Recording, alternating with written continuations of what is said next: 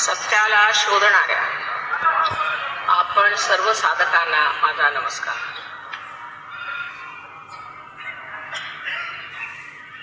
सत्याबद्दल एक गोष्ट आपण लक्षात ठेवली पाहिजे की सत्य हे आहे तिथे आहे.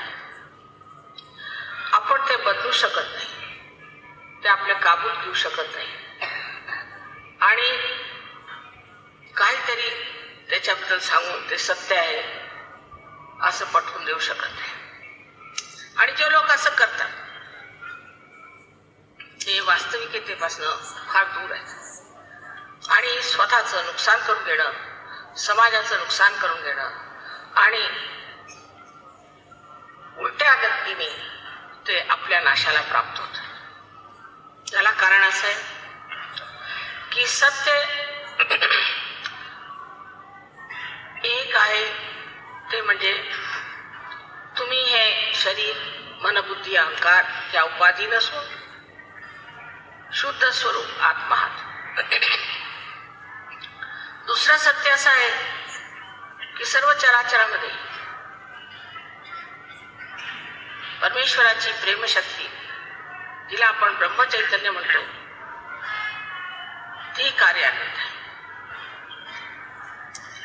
तेव्हा ह्या ब्रह्मशक्तीला प्राप्त होणं हा योग आहे आणि सहज म्हणजे तुमच्या बरोबर जन्मलेला असा ह्या योगाचा जन्मसिद्ध अधिकार तुमच्यामध्ये आहे.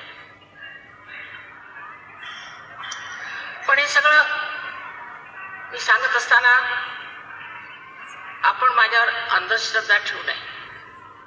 उलट एखाद्या वैज्ञानिकासारखं, सायंटिस्ट सारखं आपलं मन उघडं ठेवलं पाहिजे, डोकं उघडं ठेवलं पाहिजे. जर आपलं डोकं उघडं नसलं तर आपण वैज्ञानिक होऊ शकत नाही. आणि मी जे सांगते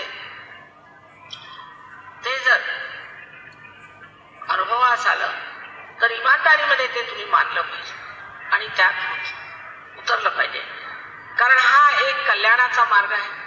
तो तुमच्याच कल्याणाचा नव्हे, तुमच्या मुलाबाळांचा, तुमच्या सर्व समाजाचा, भारताचा आणि सर्व जगाचा हा कल्याणाचा मार्ग आहे.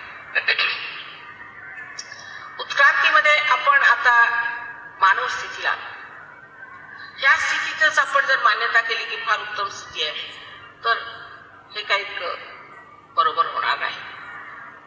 ह्या स्थितीमध्येच अनेक भांडणं होतात, ह्या स्थितीमध्ये अनेक विचार, ह्या स्थितीमध्ये